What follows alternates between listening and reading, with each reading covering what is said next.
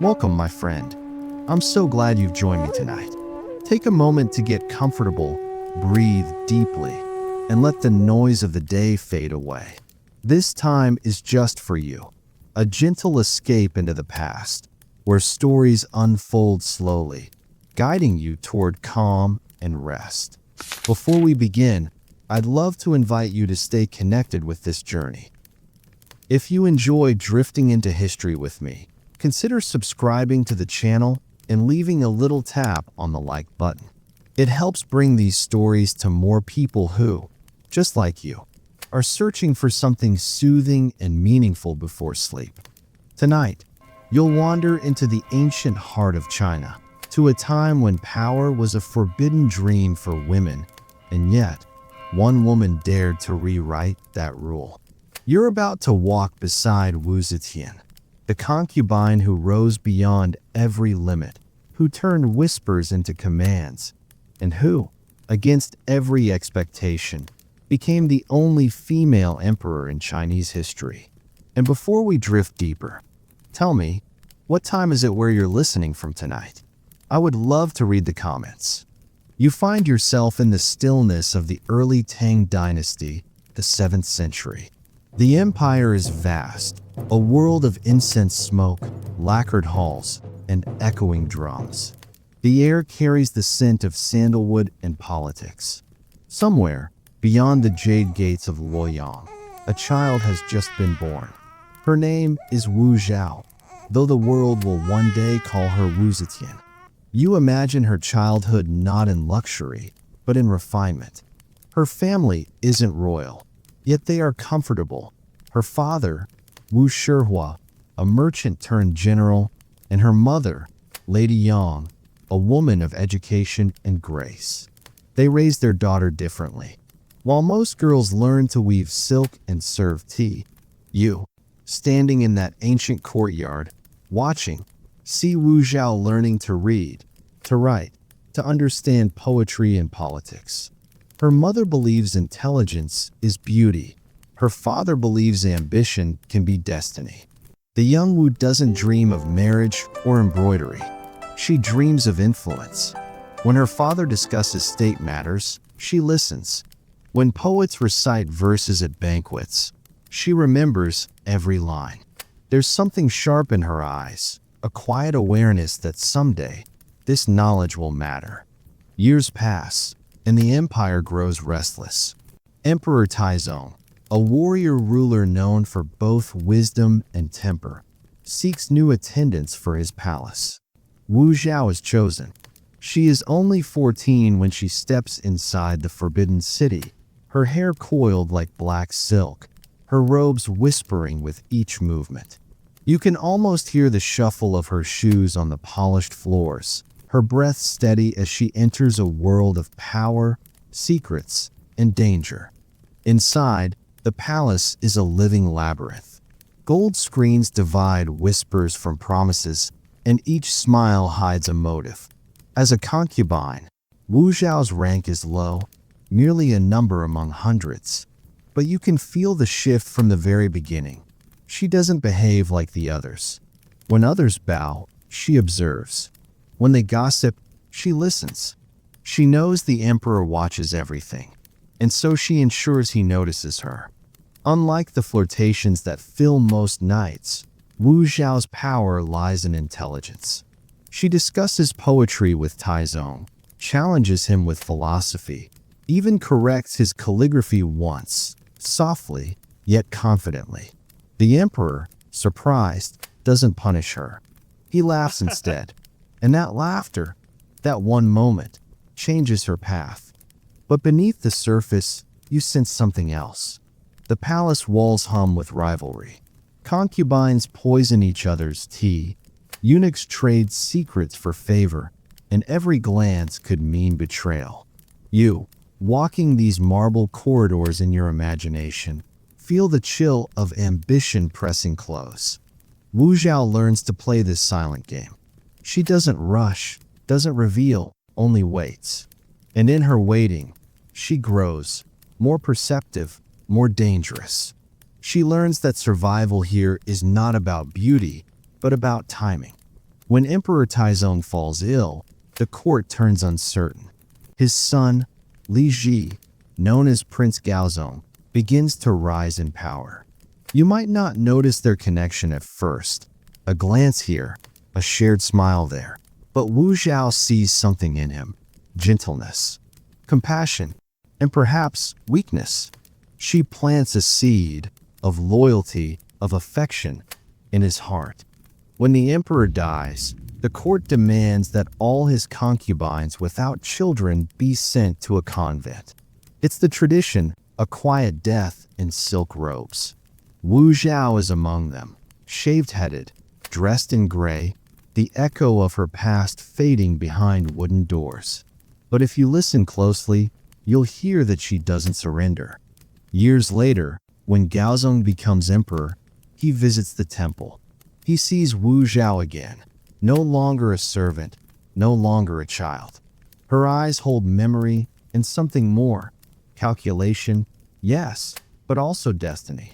Their reunion isn't coincidence, it's design. And when he brings her back to court, breaking centuries of taboo, you realize this is not just a love story. It's the birth of an empire's transformation. You step into the grand palace of Tang, China, a place of echoing corridors, the scent of ink and sandalwood drifting in the air. You can almost hear the silk rustling as courtiers pass, their whispers weaving politics into poetry. In this world of etiquette and hierarchy, you find yourself drawn to a young girl.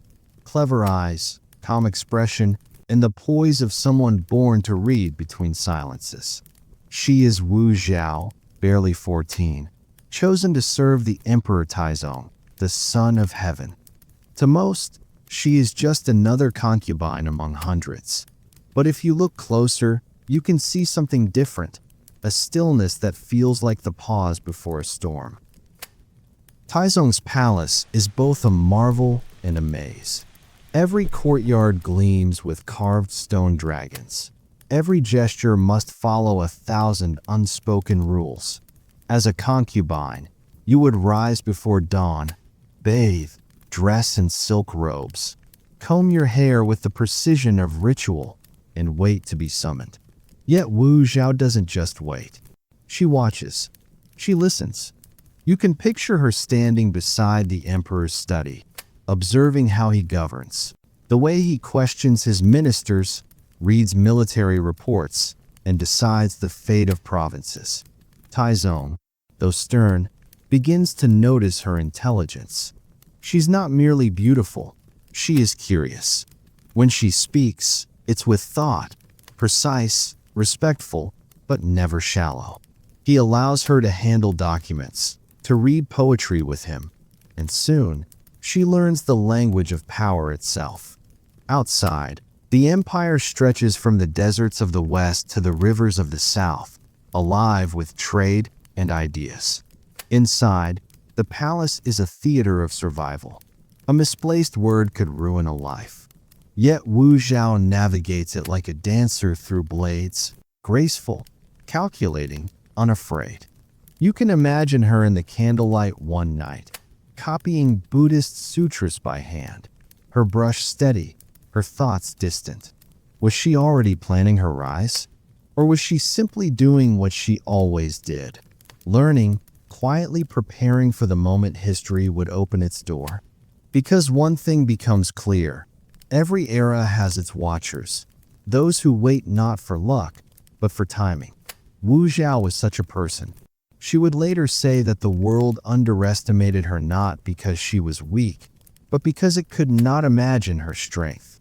As the seasons shift and the plum blossoms return, Taizong falls ill. The corridors grow quieter, the once powerful emperor now frail. And when he dies in 649 CE, the rules of the empire dictate that all his concubines who bore him no sons must retire, not to luxury, but to confinement. So, you follow Wu Zhao as she's led away, her silks exchanged for plain robes, her long hair cut, a mark of renunciation. The gates of the Ganya temple close behind her, and for a time, The world forgets her name. But you, listening here in the quiet, know something the chroniclers of the Tang court could not yet see. Exile is not the end of her story. It's only the pause before her rise. In the hush of the temple, as the bells toll through morning mist, a woman studies, prays, and waits. And with each passing day, something within her hardens into resolve. You can almost hear her whisper to herself, "If heaven gives me the chance, I will not merely serve the empire. I will rule it." The temple air is cool and heavy with the scent of incense. You can almost see the mist rising from the courtyards as dawn breaks over the tiled roofs of the Ganya temple. Here, far from the glitter of the Tang court, the women who once served the emperor now live in quiet seclusion, heads shaved, dressed in coarse robes, voices low in morning chants. You can imagine Wu Zhao kneeling among them, her hands folded, her eyes lowered, but her mind alive. While others prayed for peace, she studied. She read sutras, copied scriptures, and listened to the philosophies whispered among monks and scholars who visited the temple. Buddhism taught her about impermanence, karma, and the nature of illusion. But to Wu Zhao, it offered something more profound, a framework for power. You begin to see her differently now, no longer the concubine silenced by ritual, but a woman awakening to strategy. The temple became her classroom. Every chant, every ritual, every moment of reflection trained her patience. She learned that timing was everything, that destiny bends not to strength alone, but to understanding. Years passed. Outside, the empire continued without her. The new emperor, Gaozong, Taizong's son, ruled from the same halls where she once walked. He had been younger than her during their time in the palace, quiet and thoughtful. But fate has a strange way of weaving threads together. It's said that one spring morning, Emperor Gaozong visited the Ganya temple. Perhaps it was for prayer, perhaps curiosity. There, among rows of quiet nuns, he saw her again. Wu Zhao, no longer a girl, but a woman transformed by silence and reflection. Their eyes met, and something in the air shifted. You can picture the moment, the hush of wind through the temple trees, the faint ring of a distant bell, and in that stillness, recognition. Whether it was destiny or calculation, that moment would change the empire. Gaozong could have walked away, could have let her remain forgotten, but he didn't. Not long after, Wu Zhao returned to the palace. Her reappearance sent ripples through court gossip. How could a former concubine of Taizong return to serve his son? To the Confucian elite, it was scandalous. But to Gaozong, it felt inevitable. You might wonder, how did she adapt so swiftly to the glittering but dangerous court once again?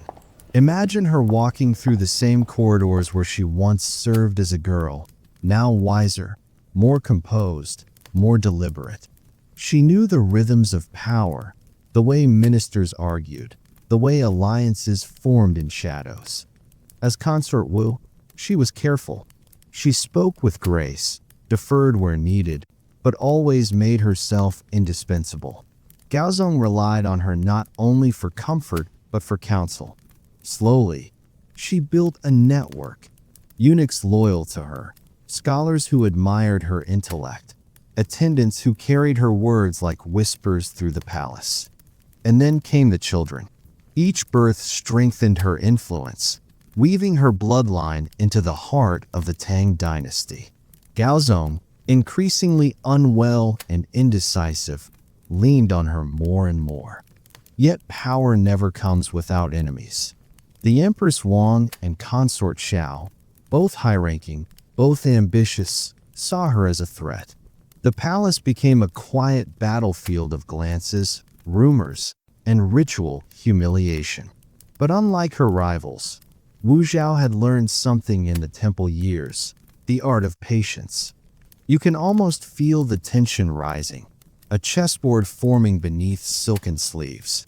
The old Confucian rules could not imagine a woman leading the empire. But Wu Zhao was not seeking permission. She was creating precedent. And when the time came, she struck with precision that only years of quiet observation could produce. Her rivals fell, one by one, not through open violence, but through the whisper of accusation and the weight of imperial favor. By 655 CE, she became Empress of the Tang, crowned beside Gaozong, but with eyes already fixed beyond him. Now, as you imagine her sitting on the golden throne, her gaze calm yet unreadable, you realize something extraordinary. This woman, once sent away in silence, had returned to the very center of power. And not only returned, she was beginning to rule it. The empire's courtiers would whisper her name in fear and awe. Wu Zhao, the woman who came back from nothing. But you, sitting here in the quiet, can sense what they could not. Her story is not about rebellion alone. It's about transformation, about how stillness can hide fire, and how power, when wielded by the patient, can reshape the world. The Tang court was a world of ceremony and shadows. Every gesture, every glance, every silence could decide a life. You can imagine the grand halls of Luoyang and Chang'an, marble floors reflecting candlelight, courtiers bowing low as silk robes whispered across the polished stone. The emperor sat on his throne, but beside him, Wu Zhao watched everything. She spoke little in court, but her influence echoed through the halls like a distant drumbeat. Ministers began to notice that their petitions reached the emperor only if they passed through her chamber first. Officials who aligned with her found themselves promoted. Those who opposed her began to vanish quietly into exile, or worse, into the records of forgotten names. But none of it came easily. The empire, built upon Confucian order, could not easily accept a woman's authority. To rule, she had to walk a knife's edge, appear gentle yet command fear, appear loyal yet dominate. Her first great test came through tragedy, the death of her own infant daughter. The palace records are divided. Some say the baby died in her sleep.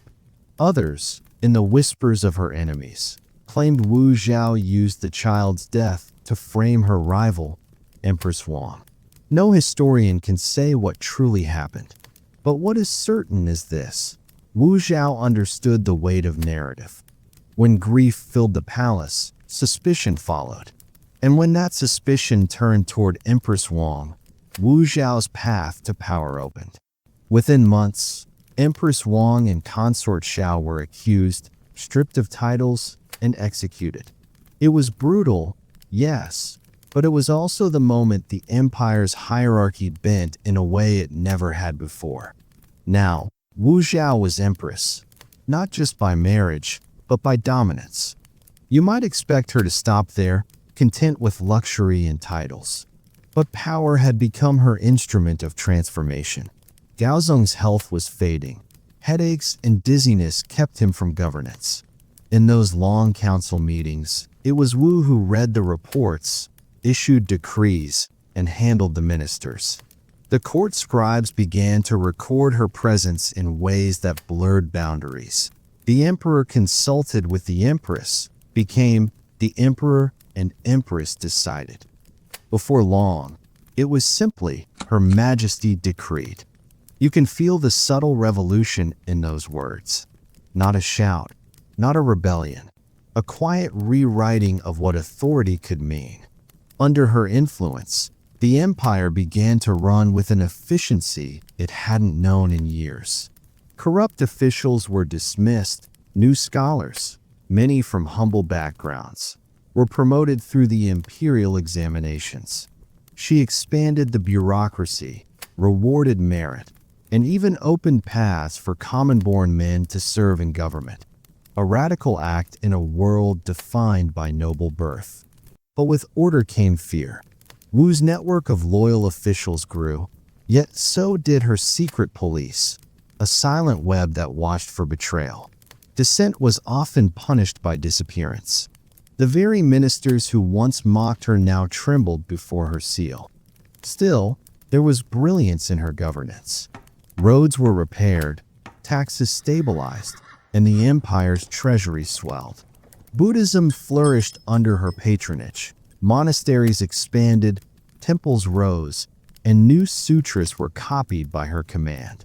She began to merge faith with authority, crafting her image as a divinely chosen ruler, not just an empress, but an incarnation of cosmic justice.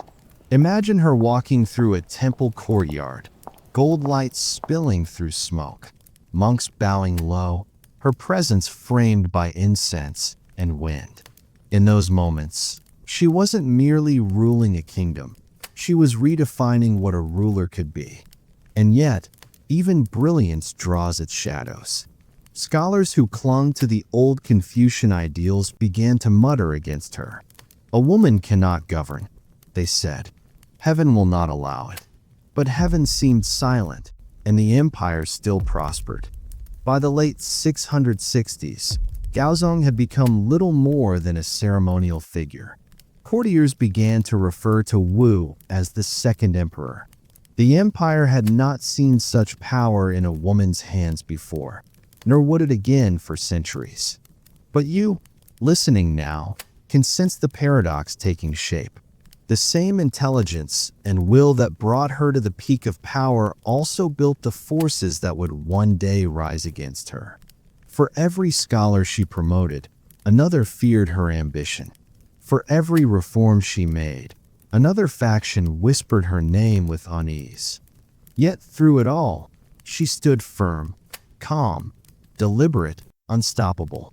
When Gaozong finally died in 683, Wu Zetian did not weep as history's tragic widow. She stood as the architect of a new era, ready to rule not through a man, but through herself. The empire now faced a question it had never dared to ask before. Could a woman truly sit upon the dragon throne, not as wife or regent, but as emperor? You stand in the great hall of Luoyang, the heart of the Tang Empire, though by now, it no longer truly belongs to the Tang. The banners of crimson and gold hang from the ceiling, catching the soft light that filters through carved lattice windows. Outside, you hear the measured beat of ceremonial drums, slow, deliberate, echoing through the marble courtyards. The air smells faintly of incense and wet stone. You can feel it, history shifting beneath your feet. For years, you've ruled from behind a curtain, guiding the emperor's decrees, shaping the bureaucracy, commanding loyalty through intellect and precision. But now, with Emperor Gaozong gone and the Tang heirs proving weak and divided, you realize the empire needs something else, someone else. A ruler strong enough to stand alone. And so, you make a choice that no woman in Chinese history has ever dared to make. You will not rule for a man. You will rule as the ruler, in your own name, by your own right. In the 690th year after the founding of the Tang, you ascend the throne and declare a new dynasty, the Zhou. Your Zhou, a name chosen carefully, echoing one of China's most ancient and revered dynasties, rich with moral and celestial symbolism. You, Wu Zhao, daughter of the Wu clan, now stand as the Huangdi, the emperor of China. Not empress, not consort, not regent, emperor. For the first time in more than 3,000 years of Chinese history, a woman sits upon the dragon throne. You can imagine the silence that followed your proclamation, the stunned faces of ministers kneeling on cold stone floors, torn between awe and terror. The ancient Confucian codes have no words for this. The universe, they say, has its order. Heaven above, earth below, ruler and subject, husband and wife. And yet, here you are, rewriting the cosmos with the calm precision of a scholar adjusting her brush. Your coronation is unlike any before it. In the great hall, Carved phoenixes gleam on the pillars beside the coiling dragons, a deliberate statement of balance, of duality. The drums beat again, and Buddhist sutras are chanted by hundreds of monks dressed in saffron robes. Their voices rise like smoke, carrying prayers that declare you not only legitimate, but divinely chosen. The reincarnation of Maitreya, the future Buddha. Heaven has no gender, the sutras proclaim. Therefore, why should the one who rules beneath heaven be bound by it? The message spreads like wildfire through the empire, in temples, marketplaces, and mountain shrines. You are more than an empress now. You are a cosmic ruler, the embodiment of destiny itself. At first, the people are unsure. Many whisper in secret, can a woman truly rule an empire? But soon, they begin to see the results of your hand at the helm. You open the courts to petitioners, even those from the lowest ranks. You punish corruption with ruthless consistency, regardless of status.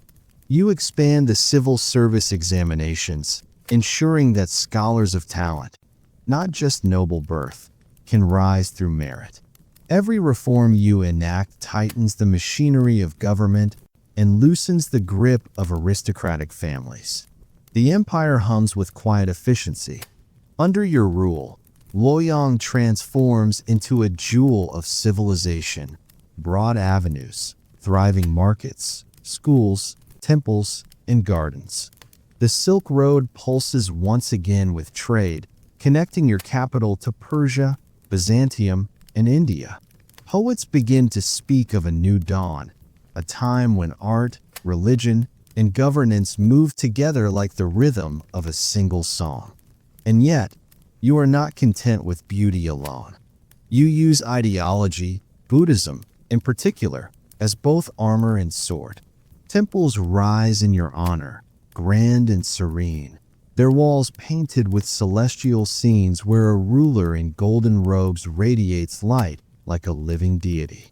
The Dayun Sutra, commissioned under your direction, proclaims the coming of a sacred ruler, a savior who restores harmony to the world. The monks who read it bow deeply.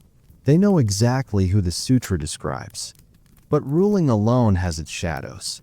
In the dim hours of night, you sit in the Hall of Longevity, the lamplight flickering over scrolls and maps.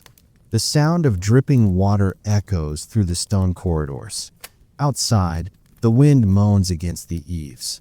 You know what they say about you, that you are cunning, that you are cruel, that you rule through fear. They forget that power, once held, is never surrendered without resistance. And so you create systems to watch those who would undermine you. The secret police, the censorate. They whisper, listen, record. Ministers tremble when they hear the rustle of silk in empty corridors. Was it paranoia or wisdom? You tell yourself it is the price of peace. And for a time, it works. Your realm is vast and orderly. Taxes are fair. Roads are safe. Farmers prosper. The treasury fills. Foreign emissaries from Japan, Korea, and Central Asia come bearing tribute, bowing before your throne, a woman who rules as master of the Middle Kingdom. You've done the impossible, turned the unthinkable into the inevitable. Still, the heavens are never still for long. As the years pass, rumors return, not from enemies abroad, but from within your palace walls. Whispers of indulgence, of favorites, of weakness. The Zhang brothers, young and charming courtiers, become your constant companions. They read poetry to you, paint your portraits, flatter you in ways your ministers never could. To some, they are symbols of decay, proof that the once fearless ruler has fallen to vanity. To others, they are a reflection of something more human, the loneliness of absolute power. You know, deep down, that every dynasty reaches this point, when loyalty becomes ambition, when admiration turns to envy. You can sense the shifting currents of fate. courtiers watching you with the quiet patience of wolves. You respond as you always have, with control. You strengthen your bureaucracy, continue temple patronage, promote capable officials from humble origins. Yet, in your heart, you can feel the weight of age pressing against you like a mountain. You have outlasted your rivals, your husbands, your lovers, even your enemies. But you cannot outlast time itself. By the winter of 704 CE, the empire begins to shake once more. The Zhang brothers, once your closest allies, become the focal point of resentment. Their influence over you, exaggerated or not, becomes the weapon your enemies wield against you. When rebellion breaks within the palace itself, you are confined to your chambers. The sound of soldiers' boots echoes through the marble halls you once ruled. They strip you of your imperial seal. They restore the Tang name. And for the first time in decades, you are not the center of the world. You are 79 years old. You are tired, but not broken. They call it abdication. You know it as something else, release. In the final days of your life, you walk the gardens of the Qianling mausoleum site with quiet dignity. You choose to be buried beside Gaozong, the emperor you once loved, guided, and surpassed. You order that your tomb bear no inscription. A blank stele. Let others write your story, you think. Let history argue. For what is written can be rewritten. But silence endures. And so, centuries later, travelers stand before that silent monument and wonder about the woman buried beneath. Some call you a tyrant. Some call you a saint. But all agree, you changed the shape of history itself. You prove that the mandate of heaven does not belong to men alone. And as the moonlight glows faintly over the hills of Shangxi, you can almost hear her voice, your voice, whispering through the ages. I have ruled beneath heaven, and heaven did not fall. You walk the long, quiet road that winds through the hills of Shangxi, a place where the wind speaks in whispers and the earth holds its breath. The grass bends softly in the autumn air. The horizon rolls in waves of pale gold and faded green, and in the distance, two vast mounds rise from the valley floor like sleeping giants. This is Qianling, the resting place of Emperor Gaozong and you, the woman who once ruled all under heaven. If you listen closely, you might still hear the faint echoes of hooves, the steady march of soldiers who once guarded this sacred ground. They called this place the Hill of Eternity. And yet, as you stand here now, everything feels still. No banners, no trumpets, only silence. Qianling was not built to boast. It was built to last. Unlike the underground labyrinths of earlier emperors, like the awe-striking tomb of Qin Shi Huang with its terracotta army, your resting place is carved into Mount Liang, a natural fortress of stone and soil.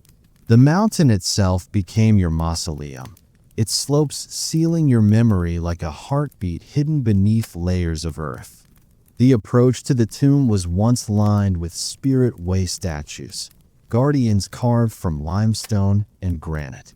They stand even today, proud generals, solemn ministers, foreign envoys with their robes folded respectfully, and mythical creatures watching with eyes that have seen centuries.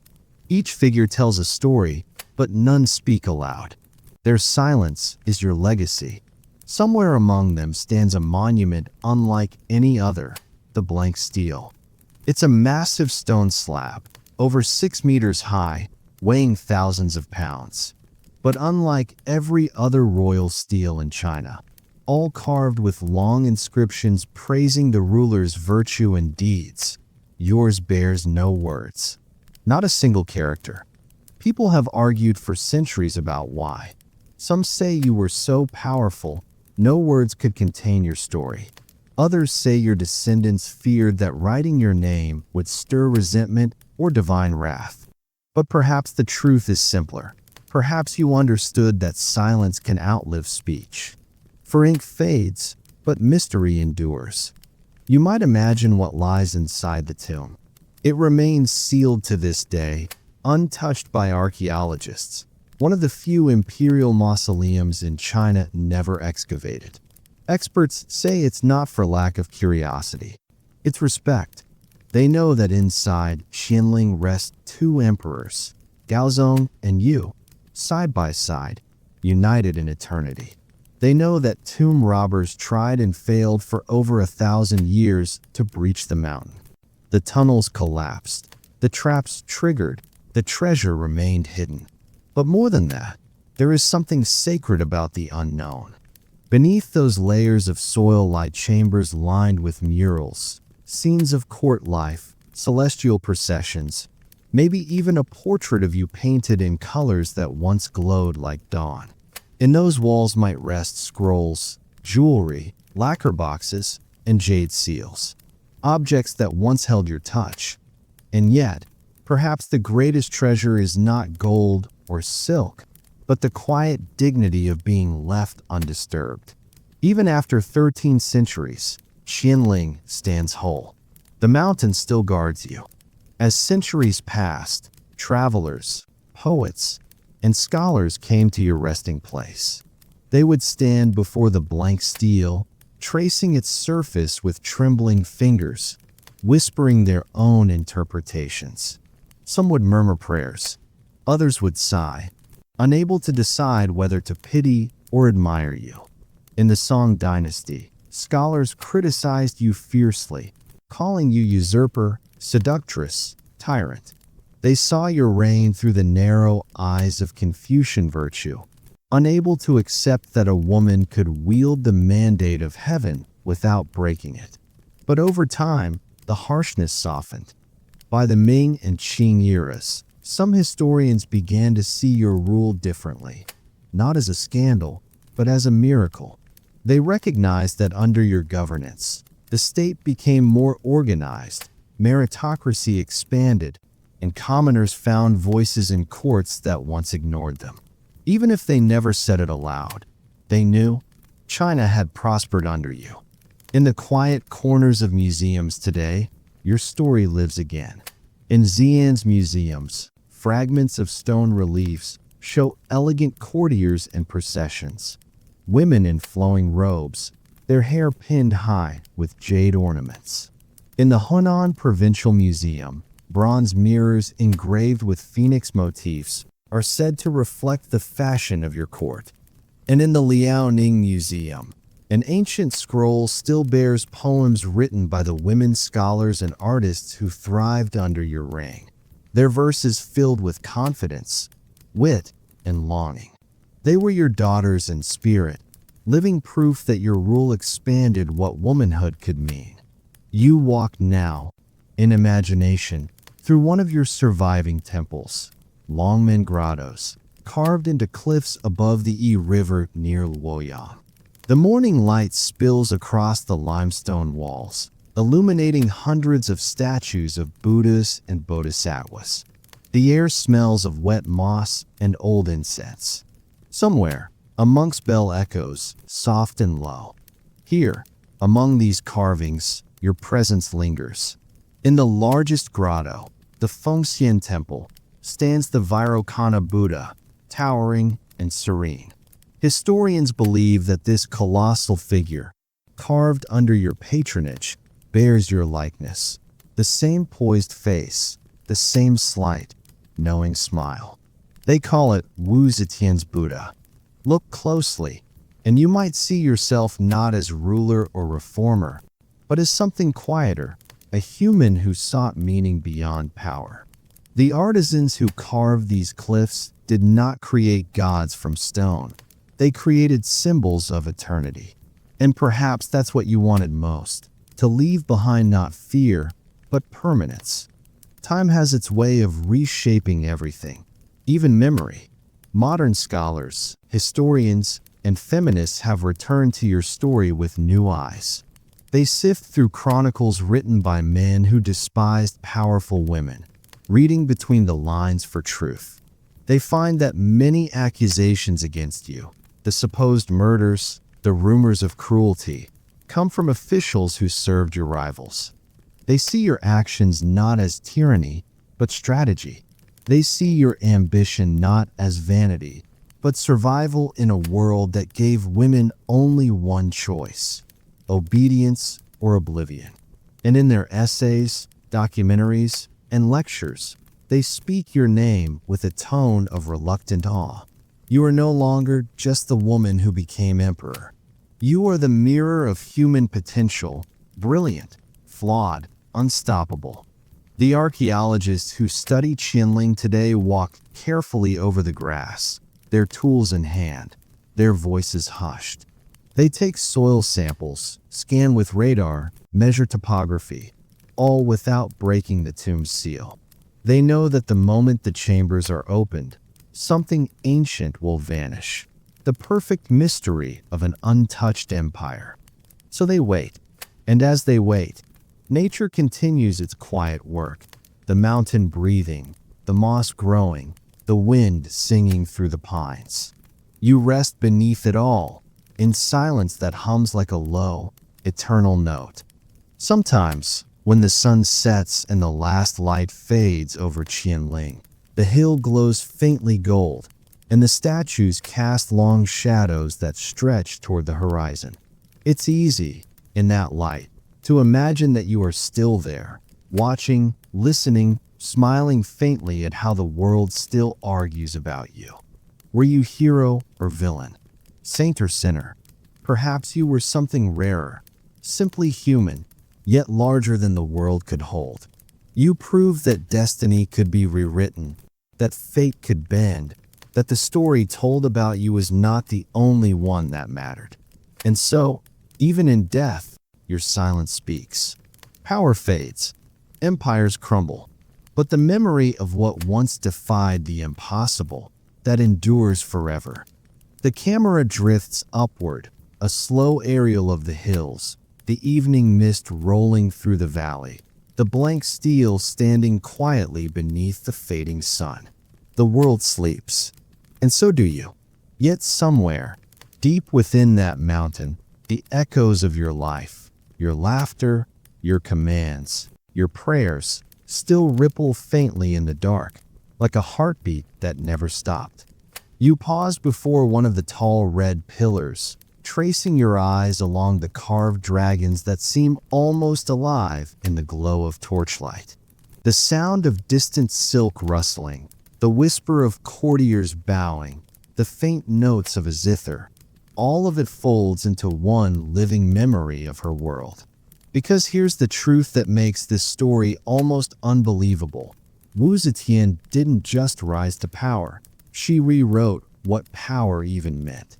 She began as a concubine, yes, but to stay alive in the palace was an art form, one painted in silence, smiles, and strategy. You can almost feel it, the tension of every glance, the quiet calculation behind every word. She wasn't just surviving, she was studying emperors, studying weakness, studying what it meant to be obeyed. When Emperor Taizong fell ill and died, the palace changed. You can imagine that cold emptiness, corridors stripped of laughter, guards standing motionless as the empire prepared to mourn. Most concubines were sent to Buddhist convents after the emperor's death, sealed away from the world forever. And that's where Wu Zetian went.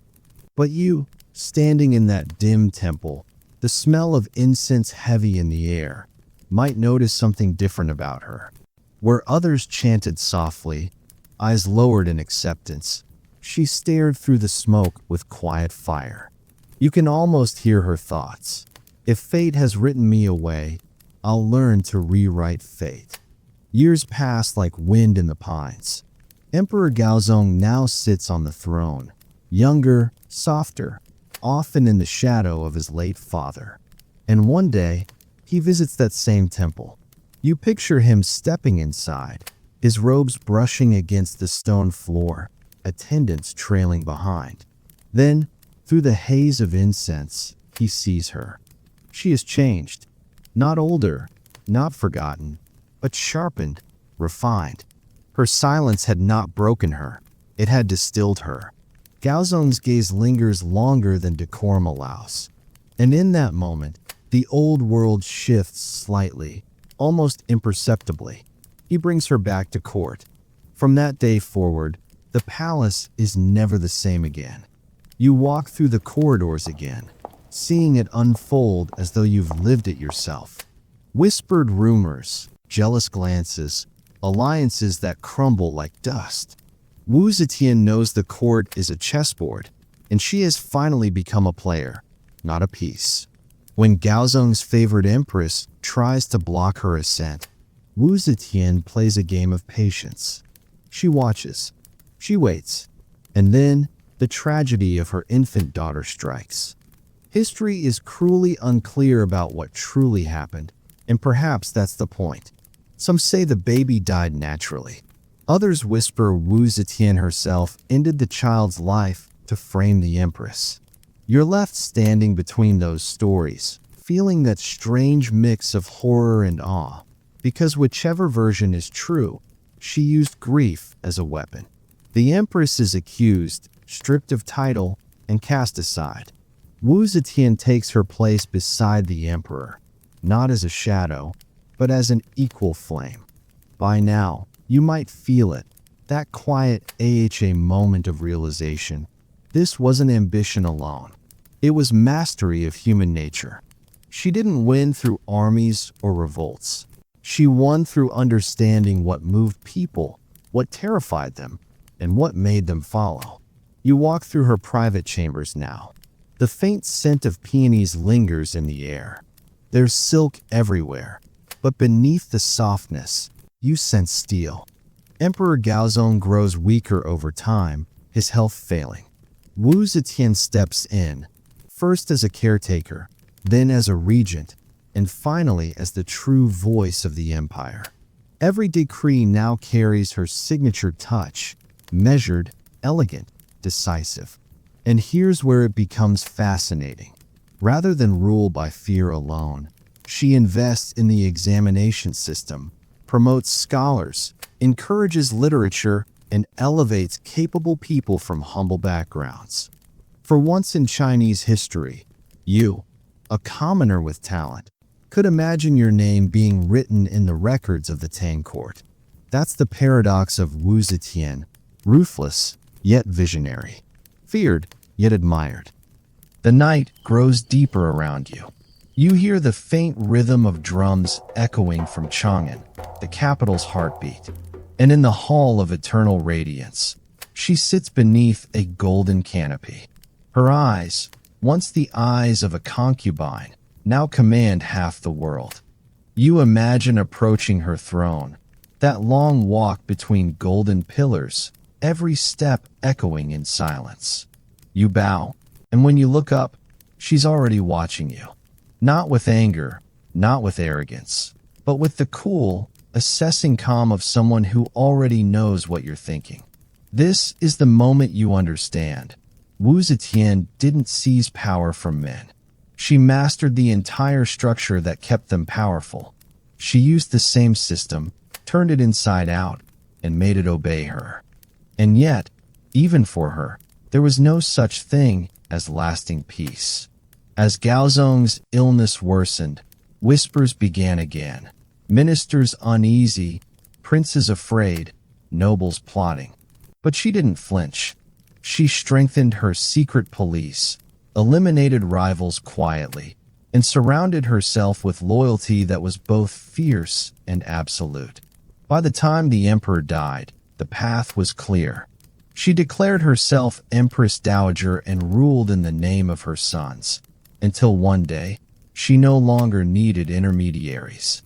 In 690 CE, she became the only woman in Chinese history to claim the title of emperor in her own right. And that moment, that impossible moment, rippled through time like thunder. Let's pause here, just for a second. You've followed her journey from concubine to emperor, but now comes the deeper layer, the one that history books rarely linger on. What did it cost her soul to climb this high? Because behind the grandeur, there's always a quiet loneliness.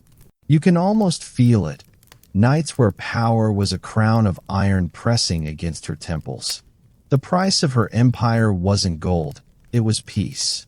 She ruled with wisdom and cruelty in equal measure, granting positions to scholars who praised her reforms and silencing those who questioned her right to rule.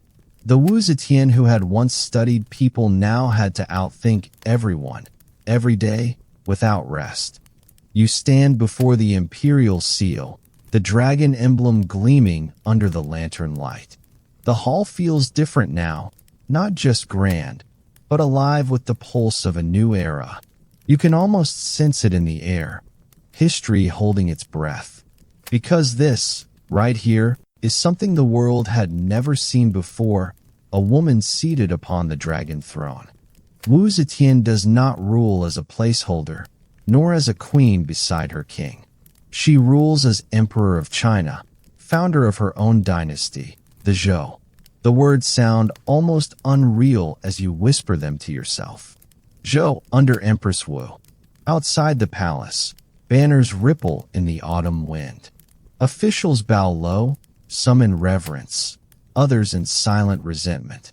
Even the stone lions seem to watch with wary eyes. You imagine standing among the crowd, hearing the decree read aloud, the official announcement that the Tang has ended, replaced by her Zhou dynasty. Some gasp, some cheer, but most simply stare. In that moment, centuries of tradition fracture quietly. And yet, beneath the shock, something else stirs, curiosity, even admiration. In the first years of her reign, you watch how carefully she builds her empire. Every decision feels deliberate, almost like the brushstroke of a calligrapher shaping a new script. She reforms the bureaucracy, giving lower-born scholars a chance to rise through merit, not bloodline. The imperial examination system, once limited to the elite, now opens to talent across the provinces.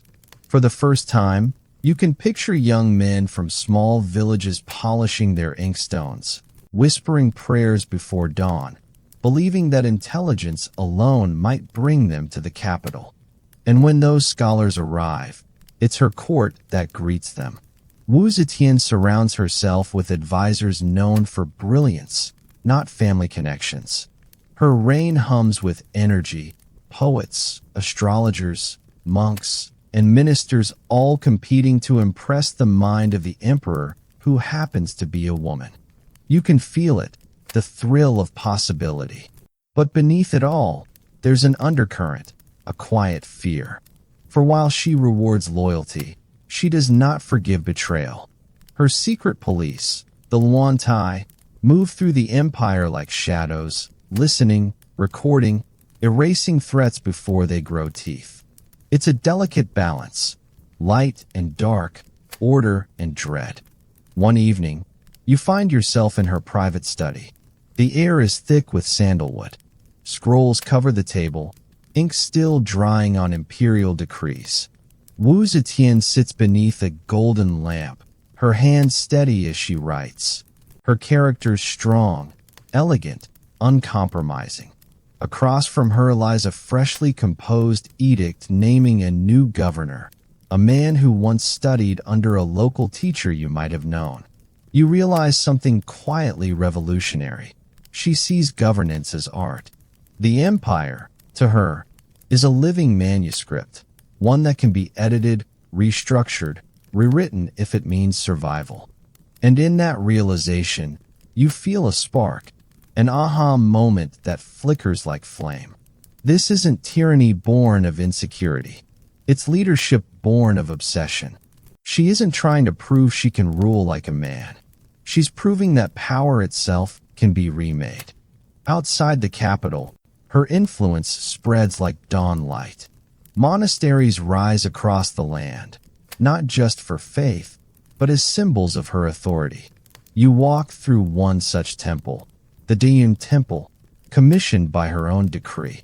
The stone glows in the morning haze, and carved upon its pillars are verses describing her as the Holy Mother, the reincarnation of Maitreya, the future Buddha.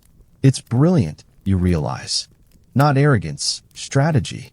By blending her image with divine prophecy, she bridges politics and religion, crafting a story too sacred to challenge. To question her now would be to question heaven's will. And the people, weary of wars and court plots, find comfort in the idea of a ruler who claims both earthly wisdom and divine grace. Still, she never fully trusts the peace. You can sense it in her letters, the constant vigilance, the tightening control. Ministers whisper of spies, of midnight arrests, of names crossed from records in silence. Yet through it all, the empire runs efficiently. Roads are repaired, trade flourishes, and the treasury fills. It's as though she's holding an empire together through sheer will, the kind of focus that burns from within. Years slip by like silk sliding through fingers. The empire prospers, yet the court becomes heavy with intrigue once more. Enter the Zhang brothers. You see them first from a distance, young, elegant, dangerously confident. They amuse her, they flatter her, and perhaps, for the first time in decades, she allows herself a touch of indulgence. The court watches in horror and fascination as the two brothers rise in favor, whispering into the emperor's ear, guiding petitions and appointments. Were they truly lovers?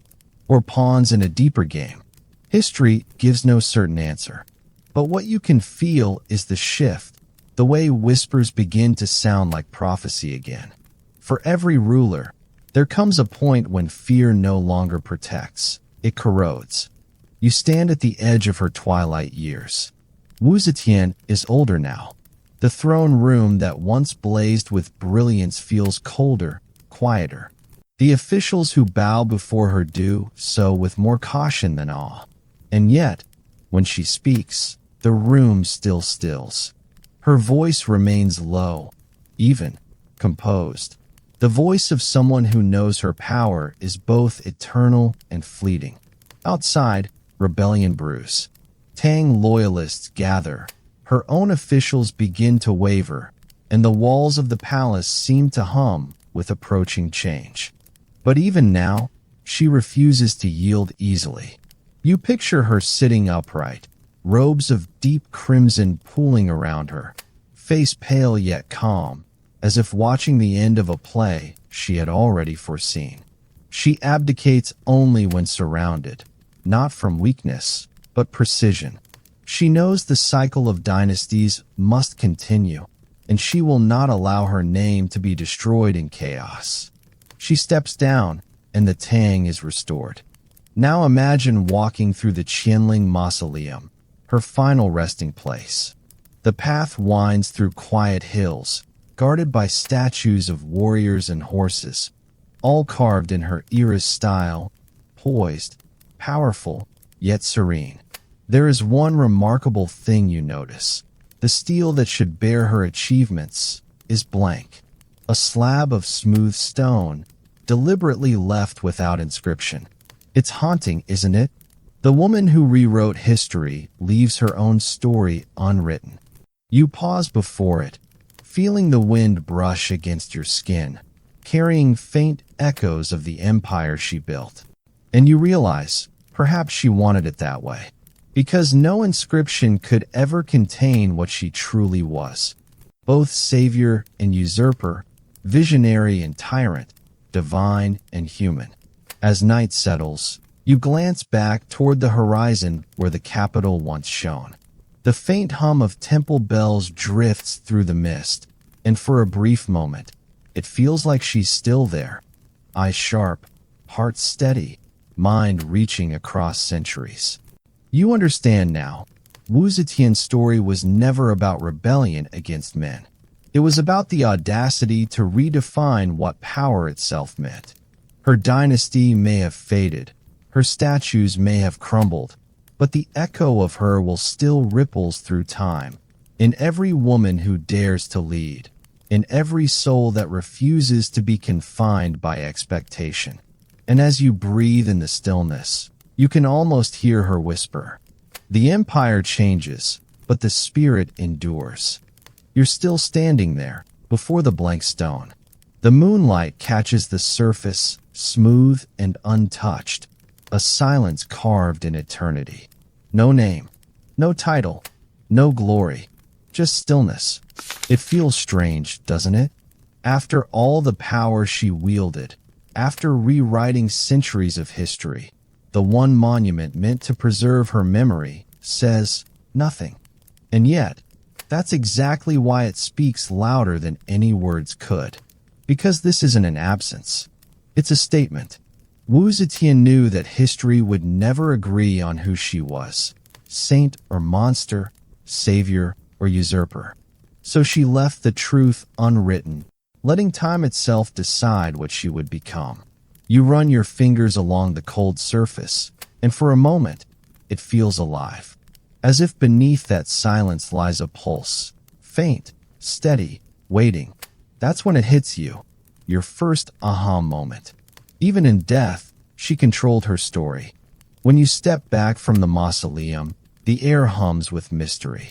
The Qianling complex stretches across the hills of Shaanxi like a sleeping dragon, guarded by rows of stone warriors, horses, lions, and officials frozen mid-bow.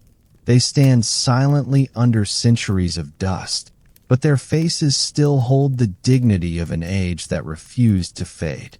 And somewhere beneath your feet, deep inside an unexcavated tomb sealed for over 1,000 years, lies Wu Zetian herself, resting beside Emperor Gaozong. Archaeologists have mapped the surface structures, but they've never opened the main chamber. Maybe it's superstition, maybe it's reverence, or maybe, just maybe, it's fear that the past still breathes under that earth, waiting. You imagine what lies within: jade ornaments, gold-embroidered silks, scrolls of edicts written in her own hand. Maybe even a mirror, still reflecting the faint outline of the woman who once ruled half the world. You can almost see her sitting there in death as she did in life, poised, serene, unbent. The silence around you isn't empty. It's full of everything unsaid. Now you drift further, following time's slow current forward. Centuries pass like falling petals. New dynasties rise: Song, Yuan, Ming, Qing, each one rewriting history, deciding what to remember and what to erase.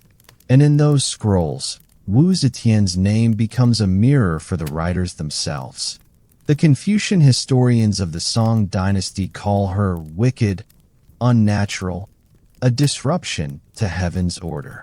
They turn her story into a warning, proof that when a woman rises above her place, the world falls into chaos. But then, as you read between the lines, you sense something they can't hide: fear. Because even centuries later, they still couldn't stop writing about her. That's your next aha moment. Erasure isn't the opposite of remembrance. It's another form of it. You continue walking through history's corridors, feeling the dust of time swirl around your ankles. In later dynasties, her story shifts again. Playwrights and poets resurrect her, sometimes as a villain, sometimes as a genius, always unforgettable. During the Ming and Qing eras, she becomes a character in operas, seductive, clever, dangerous. Audiences love her. She terrifies them and fascinates them even more. And then the world changes. Modern scholars begin to read those old chronicles differently. They start asking, what if she wasn't the villain after all? What if the stories were shaped by the men who feared her most? You find yourself in a quiet library now, flipping through one of those modern analyses, pages filled with careful footnotes and quiet revelations. They talk about her reforms, her cultural policies, her support of education and literature. They talk about how, under her reign, the empire didn't crumble, it stabilized. Roads were rebuilt, taxes were rebalanced. Trade along the Silk Road thrived again. The more you read, the more your mind begins to shift. It's as if a veil is lifting, and behind the legend of cruelty, you begin to see the human truth. Wu Zetian wasn't perfect, but she was necessary. Her empire needed her clarity, her vision, her fire. You close the book and step outside. The world around you hums with life again. Neon lights, distant traffic, the 21st century breathing around you. But her shadow, her presence, it's still here. You realize something quietly profound. Your next aha moment. History doesn't really disappear. It just changes shape. Wu Zetian's ideas, equality through merit, centralized power balanced with accountability, the fusion of politics and narrative, they all echo through time. You see it in the bureaucracies of modern China, in the conversations about women in leadership, in the way media still struggles to define strong women without turning them into caricatures. She was centuries ahead of her time, and centuries misunderstood. But let's drift back for a moment. Not to the throne, not to the temple, but to her quieter self. Picture her in her final years again. The empire peaceful, the sky painted with autumn light. She sits by a window in Luoyang, watching the reflection of the setting sun on the Luo River. For the first time, she isn't commanding anyone. She's simply remembering. The child who once watched her father's scribes write poems. The girl who learned to read when others told her not to. The young concubine who watched kings die and realized the world could be rewritten. And then, the woman who did it. You can almost hear her thoughts drifting through the quiet. Did I win? Did I lose? Or did I simply change what victory means? That's your deepest aha moment. Because the answer doesn't matter. The real victory was endurance. Centuries after her death, pilgrims still climb the hills of Qianling to stand before that blank stone. Some come to curse her name. Others come to whisper prayers. But all of them come. And that's the secret, isn't it? You can erase names from scrolls, rewrite the chronicles, bury tombs under 1,000 tons of earth. But you can't silence a presence that still stirs human imagination. Wu Zetian is not gone. She's simply waiting between the lines of history, quiet, watchful, smiling. Now imagine standing there again, the wind brushing through the grass. The night sky above Shangxi stretches wide and full of stars, the same sky she once looked upon. You take a deep breath, close your eyes, and for a heartbeat, you feel as if you're standing where she stood, at the edge of power, staring into eternity. Maybe she was ruthless. Maybe she was wise. Maybe she was both. But either way, she was real. And that's what makes her story eternal. As your mind begins to settle, the rhythm of her story slows, softens. The palace fades. The drums quiet. The world of silk and gold melts into starlight. You're left with one last image, not of a throne, not of a crown, but of a woman's hand resting gently on a scroll. A reminder that every empire, no matter how vast, begins with a single decision to believe in possibility. So tonight, as you drift into sleep, let that idea stay with you. You have the same power to rewrite, to redefine, to endure. Because the spirit that once made a concubine an emperor still lives quietly in those who refuse to accept the limits set for them.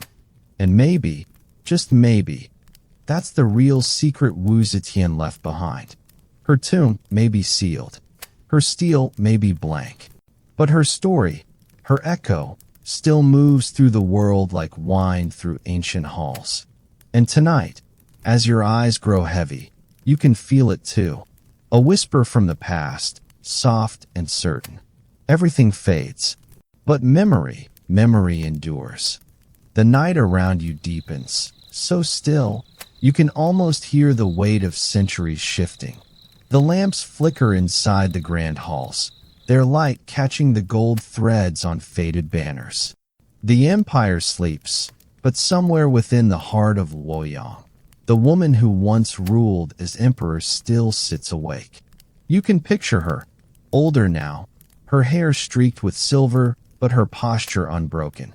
In the soft glow of candlelight, scrolls lie open before her, filled with reports from distant provinces. Her eyes scan them slowly, the same eyes that once watched armies rise, lovers vanish, and entire dynasties bend to her will. It's strange, isn't it? To hold all that power, only to find yourself, in the end, surrounded by silence. You move closer in your imagination, quietly, as though afraid to wake her. The sound of her brush on parchment is soft and steady, like breathing. The empire she built now stretches wider than any before it, and yet her gaze drifts toward the darkness beyond the windows. Perhaps she's thinking of the girl she once was, the one in silk robes, waiting to be noticed. There's a faint smile at the corner of her mouth, but it isn't joy. It's memory. As the years press on, she feels time, that old, unrelenting enemy, tightening its grasp. Ministers whisper of rebellion. Her own family begins to turn against her. Even those she raised to power now dream of taking her place. You can feel the fragility of it all, like glass trembling on the edge of a table. For decades, her commands had reshaped the empire. She built roads, temples, examination halls. She gave the forgotten a voice, farmers, scholars, and poets. She opened the gates of government to talent instead of birthright. And yet, for all that brilliance, her name began to gather shadows. Those who once praised her reforms now whispered of tyranny. Some called her ruthless, others divine. Maybe both were true, because that's the thing about power, it never truly belongs to anyone. It only visits for a while. You step outside the palace in your mind, into the cool night air. The moon hangs low, brushing the rooftops with silver. From a distance, the palace looks eternal, its towers sharp against the sky. But you know better now. You've walked its corridors. You've seen what time can do. Wu Zetian ruled longer than many men before her, yet even she could not command forever. When the tide finally turned, she was forced to abdicate, her empire slipping from her grasp. But she did something extraordinary even in defeat. She accepted it. There was no desperate clinging, no last decree carved in rage. She simply returned to her chambers, leaving behind an empire that would never be the same again. Her tomb, they say, was sealed without an inscription, no name, no title, no praise. Just silence. And perhaps that's the most fitting legacy of all. Because her story doesn't need carving in stone, it's already etched into the memory of history. As you stand there, a strange thought drifts into your mind. Something she might have whispered to herself in the stillness of her final nights. The world remembers power, but the soul remembers purpose. And suddenly, the story doesn't feel ancient anymore. It feels human. You think of the choices you've made in your own life, the moments when you had to rise, to risk, to rewrite what others expected of you. Maybe that's what makes Wu Zetian's story so timeless. Not the throne she claimed, but the courage it took to claim it. Because deep down, you understand now. Every person carries a small empire within them, of dreams, fears, and quiet victories. And tonight, as you drift toward sleep, that realization settles over you like a warm blanket. The sound of the palace fades. The torches burn lower. The echoes of history grow softer until they're almost indistinguishable from your own thoughts. You can still see her, seated beneath the golden canopy, her figure slowly dissolving into starlight. Around her, the Tang Dynasty breathes on, vast and luminous, shaped forever by her hand. And somewhere in that expanse of time, her voice lingers, calm, steady, unyielding. Remember me not for what I took, but for what I changed. The drums of Chang'an have long gone silent now. All that remains is the rhythm of your breath, steady and slow. The story has ended, but the feeling, that quiet, spark of awe, still lingers like the afterglow of a fading star. You let your eyes close, the images of the Tang court dissolving into the soft hum of the night. The empire drifts away, the lights fade, and you find yourself floating gently between dream and memory. And as the final whisper of history slips into silence, I'll leave you with one last thought. Even the most powerful souls are still searching for peace, just like you. Good night, my friend. May your dreams be calm, your rest deep, and your heart filled with wonder.